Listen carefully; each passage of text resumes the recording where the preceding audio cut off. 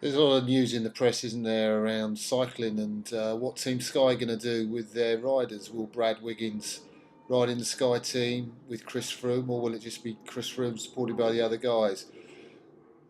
Kind of interesting. Why doesn't Rowan get on the act? Are the teams sorted? Are the teams settled for the World Championships in Egberlet in 2014, based on the result of the European Championships?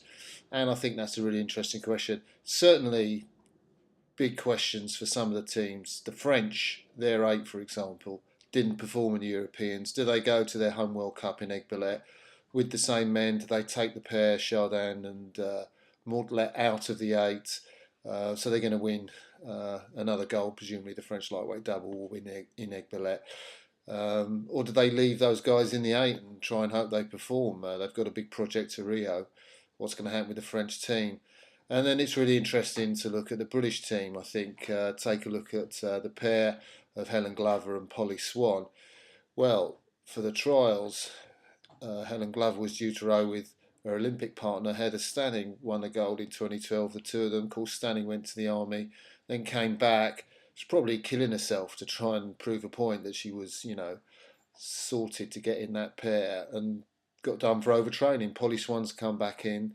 The pair again, they're world champions already. Well, they're dominant. To be quite honest, I think will Paul Thompson take the pressure off Heather Stanning, put her in the eight, give her a year just to recover her fitness, and let the pair go with Polly Swann and Helen Glover? Seems to me to be a sensible thing to do. Why put Stanning back in the pair and bung all that pressure on her just to perform?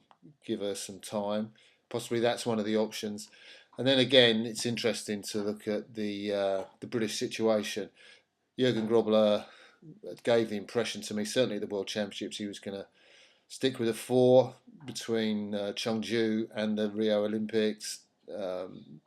Sorry, change from the eight to the four for the 2016 Olympics. I thought it made sense. And then there was all this vibe coming from the lads around about Christmas, January, February this year. Oh no, I think we're going to do the eight this year, which I kind of bought and thought, well, that's good on Jurgen. He's going to do the eight.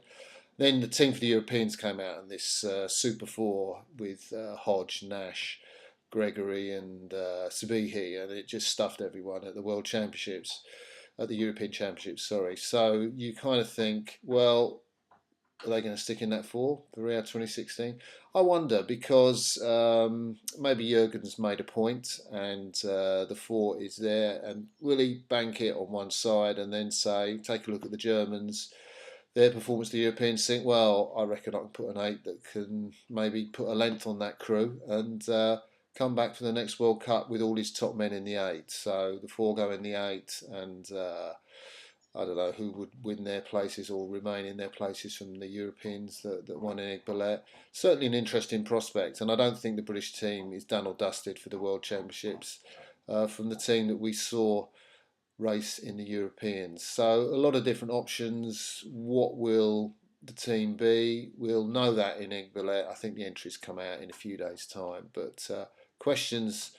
Good questions for who's going to be in what seats in their own team, just as a cycling team. Watch this space.